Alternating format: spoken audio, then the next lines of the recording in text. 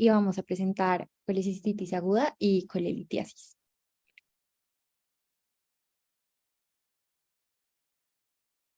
En cuanto al contenido, está la introducción, la clasificación, la presentación clínica, la fisiopatología, el diagnóstico, el tratamiento y algunas de las complicaciones que tenemos en cada una de las dos patologías.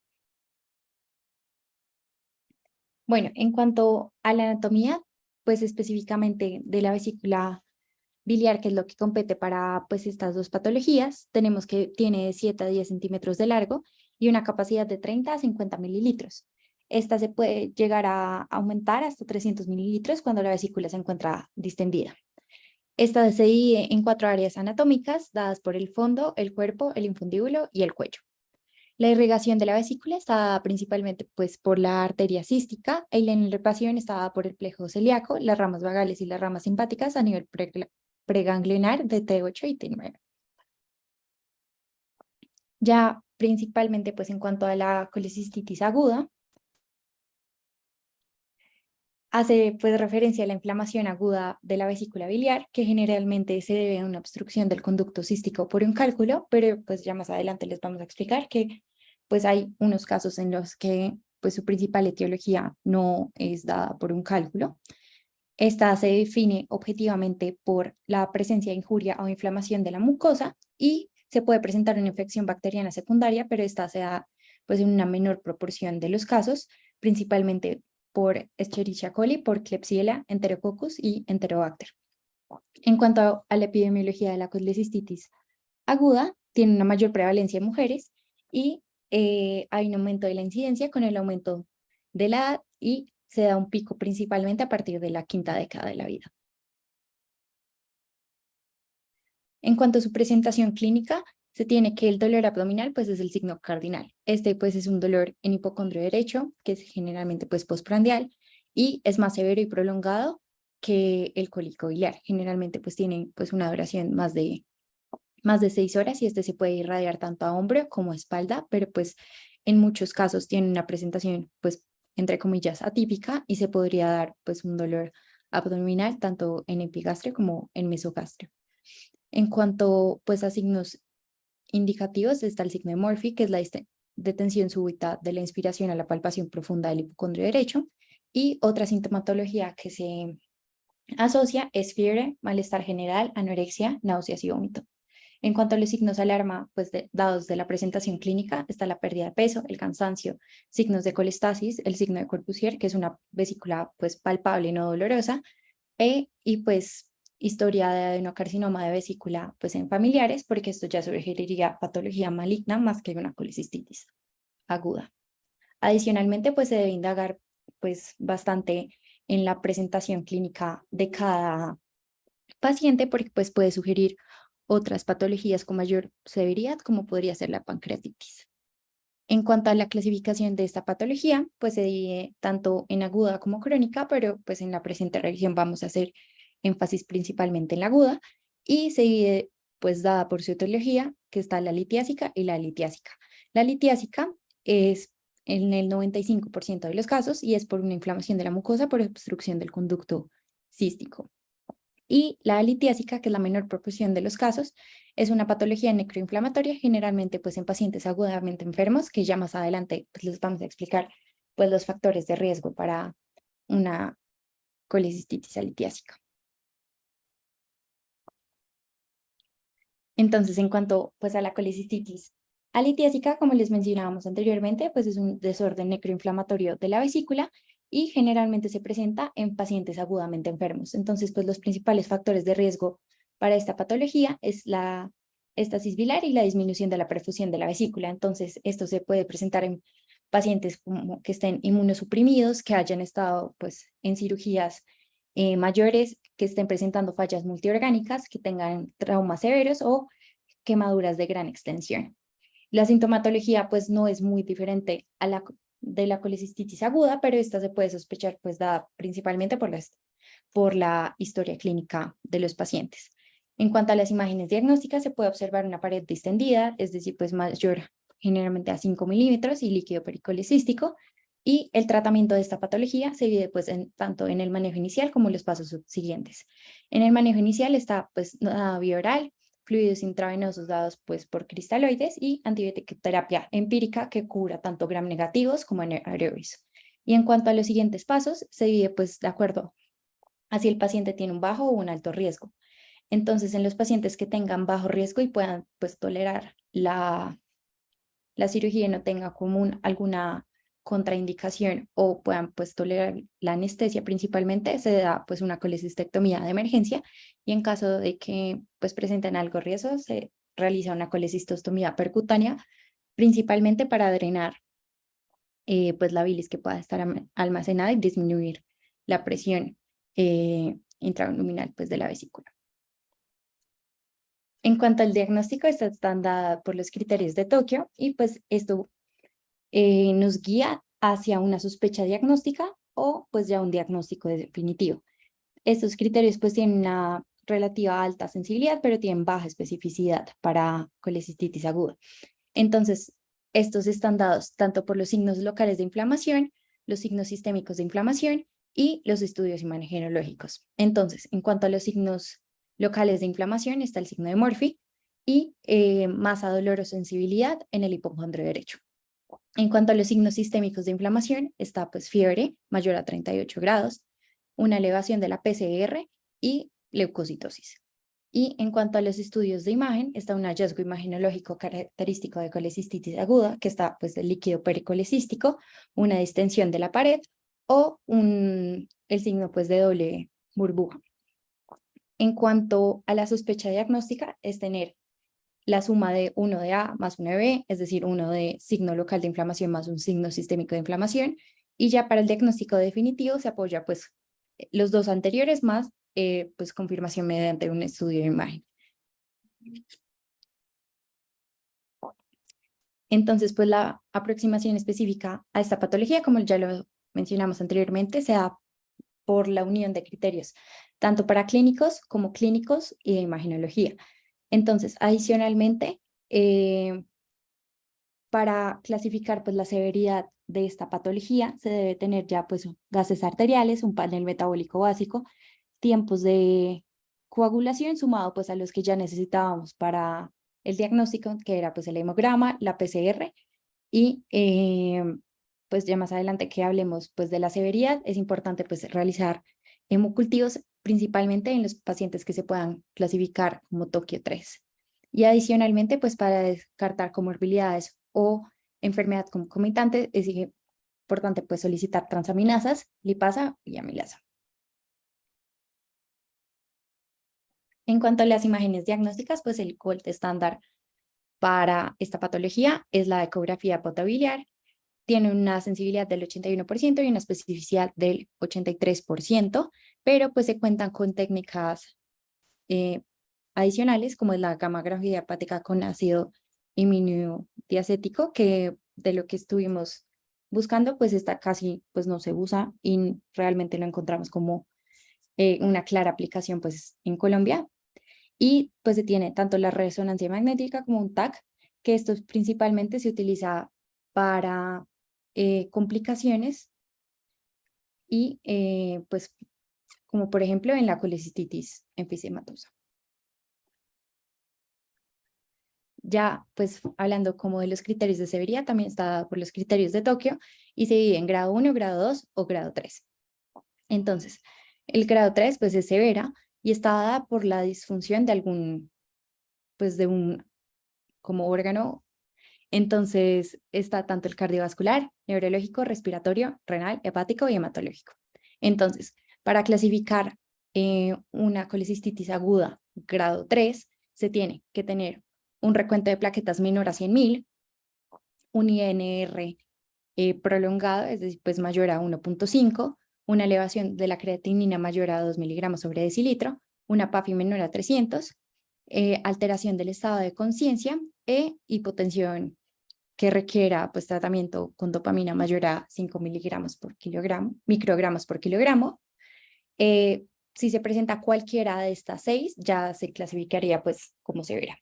En cuanto al grado 2, que es moderada, es pues leucocitosis mayor a 18.000, una duración pues de la sintomatología mayor a 3 días, eh, inflamación pues local marcada y una masa palpable en el hipocondrio derecho. Y finalmente, pues en cuanto a grado 1, es las que no se clasifiquen ni como severa ni como moderada. Entonces, el tratamiento de esta patología tiene dos pilares, principalmente el primero es la antibiótico-terapia y el segundo es la colecistectomía. Entonces, pues da un manejo definitivo de acuerdo a la escala de severidad. Entonces, teniendo en cuenta pues los criterios de Tokio, se da el manejo pues de acuerdo a si el paciente está clasificado como grado 1, grado 2 o grado 3. Y adicionalmente se tienen como subclasificaciones en cada una de estas tres, de acuerdo a si el paciente está clasificado como bajo riesgo o alto riesgo. Entonces, principalmente en todos los casos, pues se realiza la colecistectomía, pero lo que cambia principalmente es la duración de la antibiótico-terapia. Entonces, por ejemplo, tanto en los pacientes como grado 1 de alto riesgo como grado 2 de bajo riesgo, pues se para esta terapia de antibióticos 24 horas pues, después de la cirugía. Pero pues en los pacientes ya grado 3, esta puede llegar a completar 7 días de terapia. Entonces, para la elección de la temporalidad para realizar la colecistectomía, se tiene que tener en cuenta si se tiene que realizar de manera urgente o no. Entonces, si se ve que hay necrosis o gangrena pues, de la vesícula, perforación de la vesícula o colecistitis enfisematosa, que ya pues, les vamos a mencionar más adelante, sí o sí se tiene que realizar de manera urgente. Si no, se tiene que evaluar si el paciente es buen candidato quirúrgico o un candidato quirúrgico pues pobre. Entonces, si es buen candidato quirúrgico, se recomienda que se realice durante la misma estancia hospitalaria una pues, colecistectomía laparoscópica. Principalmente se recomienda que se realice en los 3 primeros días de hospitalización. Si no se puede realizar en los 3 primeros días, se realiza pues, a los 7 días y si no, pues a los 10 días. Y si el paciente se encuentra pues críticamente enfermo o séptico, se tiene que reevaluar pues nuevamente si el paciente puede ser operado de 1 a 3 días de antibiótico-terapia y evaluar cómo vaya evolucionando pues su enfermedad. A partir de eso pues se va a evaluar si se puede realizar una colecistectomía pues vía laparoscópica de manera electiva y si no, se deben buscar pues terapias alternativas para como retirar el cálculo pues de la vesícula para evitar que sea ya como una presentación pues de un nuevo caso.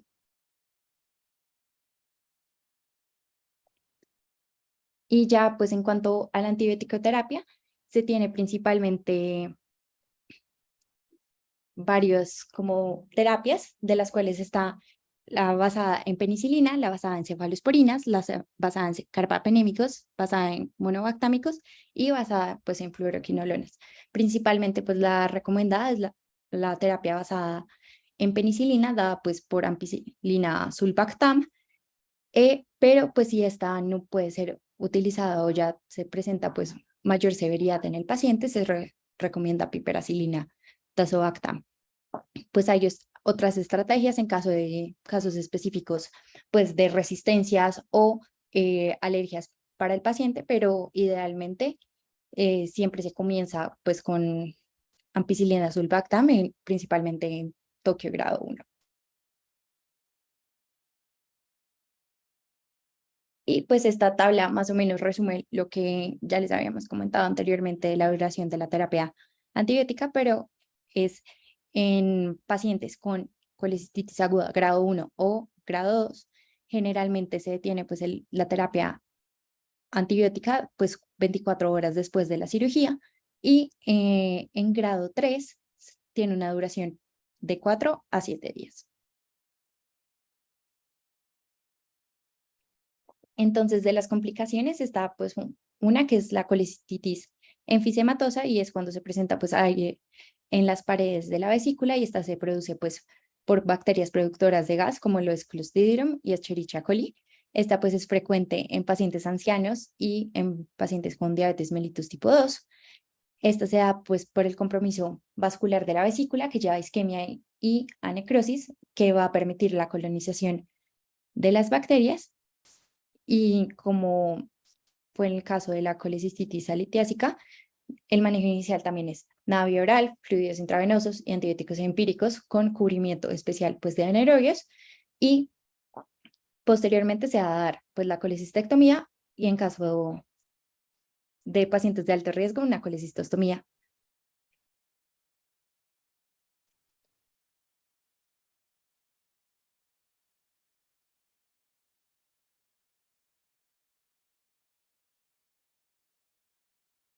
Maca, pasa a la siguiente, por favor. En cuanto a la colecistitis gangrenosa, es la necrosis isquémica pues, de la vesícula. Esta es difícil de diferenciar de la colecistitis aguda, ya que puede presentarse eh, como pues, imágenes y con un cuadro clínico muy similar, pero estas pues van a presentar pues con parámetros de laboratorios que evidencian mayor severidad, entonces pues principalmente dado por una leucocitosis pues mucho más severa. Principalmente puede ser como mayor a 18.000 o mayor a 20.000. Y el tratamiento pues de esta complicación es pues una colecistectomía laparoscópica pues de emergencia. Otras complicaciones que se pueden presentar es la perforación de la vesícula, una fístula colecistentérica, empiema, absceso subhepático y otras. Listo, entonces ahora vamos a hablar de la colelitiasis.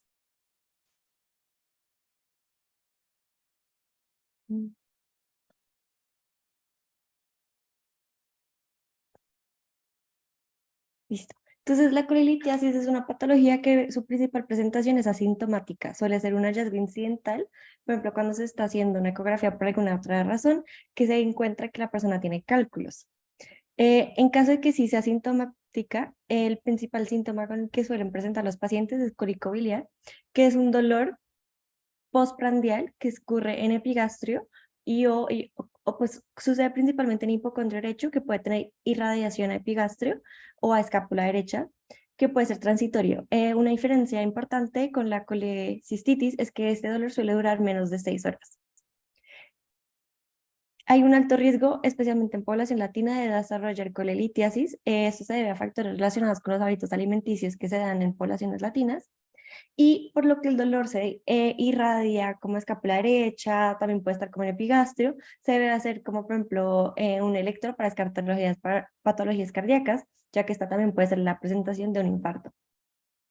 Respecto a la epidemiología de esta patología, tiene una incidencia que aumenta con la edad y tiene mayor prevalencia en el sexo femenino. Entonces, como que un acrónimo que uno puede usar para recordar son las 4 Fs en inglés, que es female, mujeres, 40, de 40 años, fértiles y que sean de un IMC alto.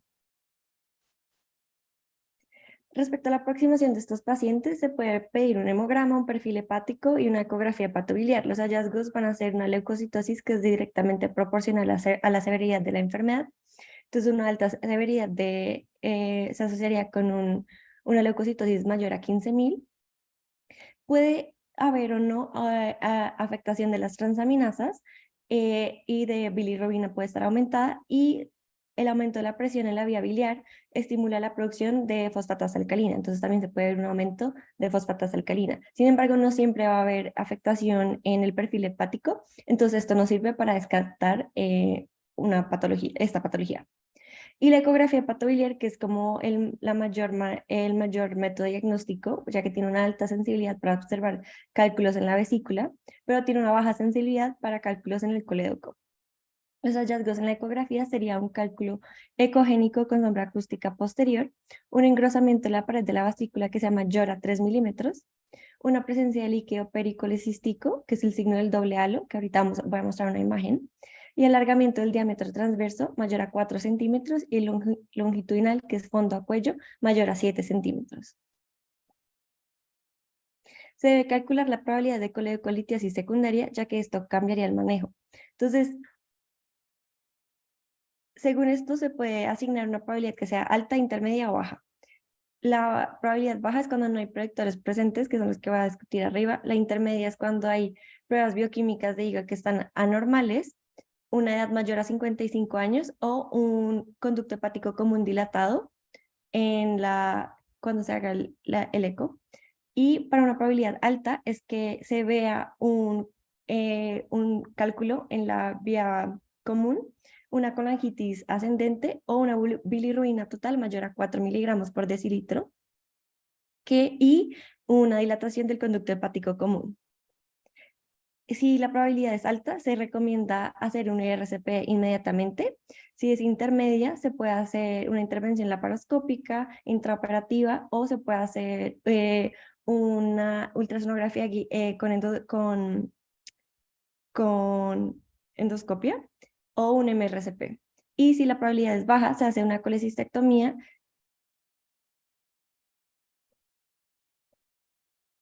Entonces, si hay un cuadro que es sugestivo de coleocolitiasis, se debe hacer una ultrasonografía en primer lugar. Si la colelitiasis no está presente, se consideran diagnósticos alternativos y se descarta este diagnóstico.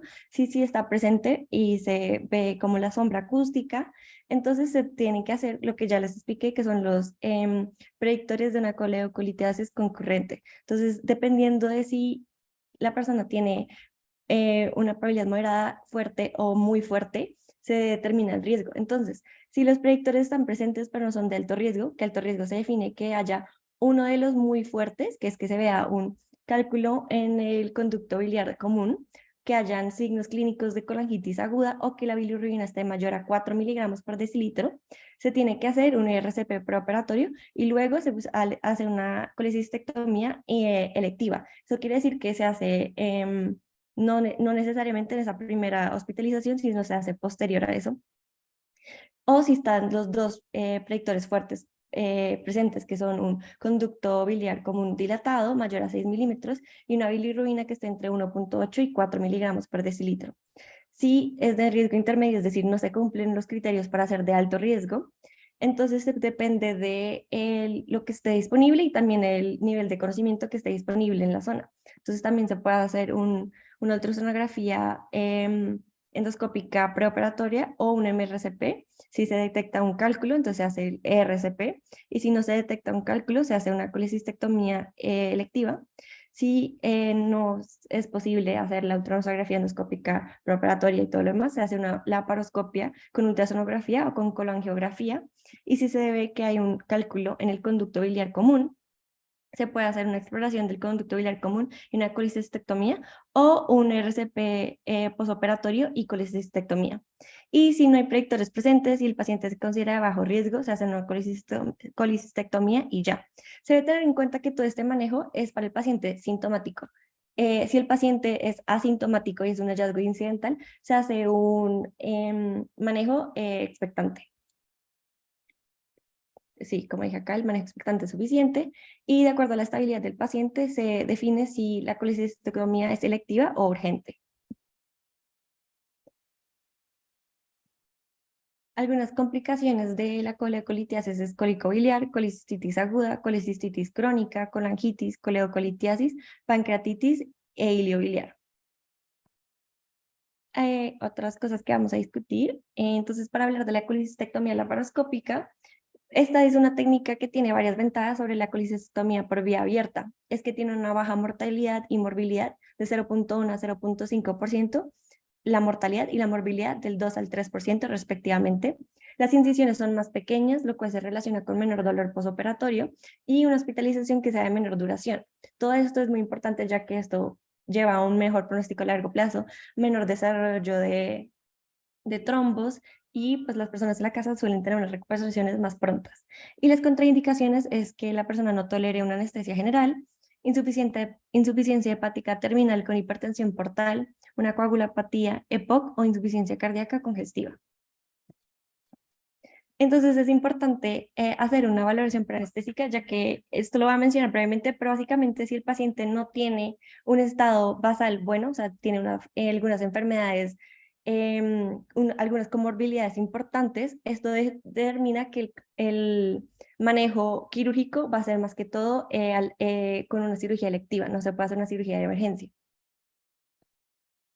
Entonces, hablando de la colicistitis, si es grado 1 y es leve, y la paciente está estable, es decir, que tiene un ASA que es clase 2, que acá se define como un paciente que está saludable, pero puede tener una enfermedad sistémica muy leve, como que sea fumador, que fume, que tome socialmente, que esté embarazada, un IMC entre 30 y 40, una diabetes mellitus o hipertensión bien controlada o una enfermedad pulmonar leve. Estos son los ASA 2. Estos pacientes se pueden pasar a una laparoscopia una colicistectomía por la laparoscopia temprana. Eso quiere decir que se hacen las primeras 72 horas después del inicio de síntomas. Sin embargo, si el paciente tiene un ASA de peor estado, se inicia con antibióticos y un cuidado de soporte general. Se observa al paciente y cuando se considere que ya está más estable, se pasa a la laparoscopia dentro del intervalo más corto posible. En el grado 2, que es una severidad moderada, se inicia por antibióticos y cuidado general de soporte. Y si el paciente tiene un buen estado basal y los antibióticos están funcionando, se hace una colicistectomía por laparoscopia temprana, o sea, en las primeras 72 horas. Y si no, se debe hacer una colecistectomía por laparoscopia electiva. Es decir, que se hace después de las 6 semanas desde que iniciaron los síntomas. Y si los antibióticos no están funcionando como debe, se hace un drenaje por colecistotomía, como explicó Majo, que es temprano, y luego después de eso se evalúa la posibilidad de hacer una colecistotomía por laparoscopia. Y en el grado 3, que es el severo, primero de todo se tiene que tener en cuenta que en estos casos los pacientes, la evaluación anestésica, como esta es una cirugía que es o como tiene un estado basal ya más del grado 3, entonces se considera que aunque se mantiene el mismo ASA, por el otro índice se tienen que tener un mejor estado basal. Se inicia por antibióticos nuevamente y si no tienen factores predictivos negativos, que se define como ictericia, o sea, una bilirrubina total mayor o igual a 2, disfunción neurológica, disfunción respiratoria, y tienen una falla orgánica que se considera favorable, es decir, que mejora al ingresar a la hospitalización. Entonces se puede seguir y está en un centro avanzado, que tenga un buen estado basal el paciente, se hace una colicistectomía por laparoscopia temprana. Y si se considera que tiene factores predictivos negativos o no tiene un estado de falla orgánica favorable, entonces se debe hacer una colecistotomía para drenar la vesícula temprana y luego, según el estado basal del paciente, si tiene un buen estado basal, se hace una colecistectomía por laparoscopia después de las 6 semanas, y si tiene un estado basal pobre, entonces se observa al paciente inicialmente y luego, cuando ya sea oportuno y se manejen y se logren controlar las condiciones, las patologías de base, ahí se daría la colecistectomía por laparoscopia. Adicionalmente, si el paciente tiene un pobre estado físico, se inicia por la colecistotomía para drenar la vesícula biliar y luego, según eso, se sigue por los siguientes pasos.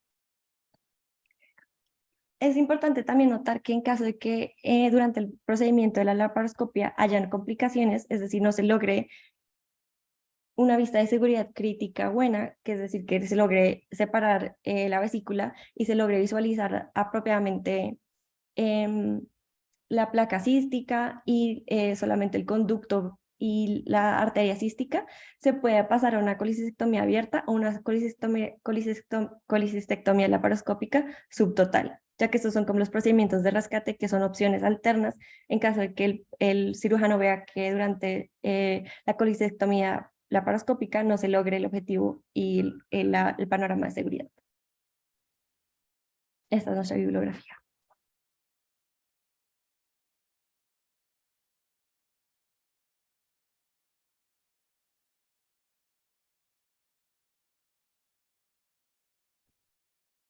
Eso era todo. Muchas gracias, muy buena charla. Muy buena charla, Majo y Maca. Sí, felicitaciones. Muchísimas gracias por la charla, en verdad estuvo súper completa, creo que estuvo súper clara. Si alguno tiene preguntas es el momento de hacerlas, pero realmente muchas gracias por la charla porque estuvo muy buena. Ahí acaba de mandar Lorel Forms para la asistencia. Recuerden todos los que están llenar la asistencia y en estos días les mandamos el canal de YouTube donde pueden encontrar todas las grabaciones de las charlas.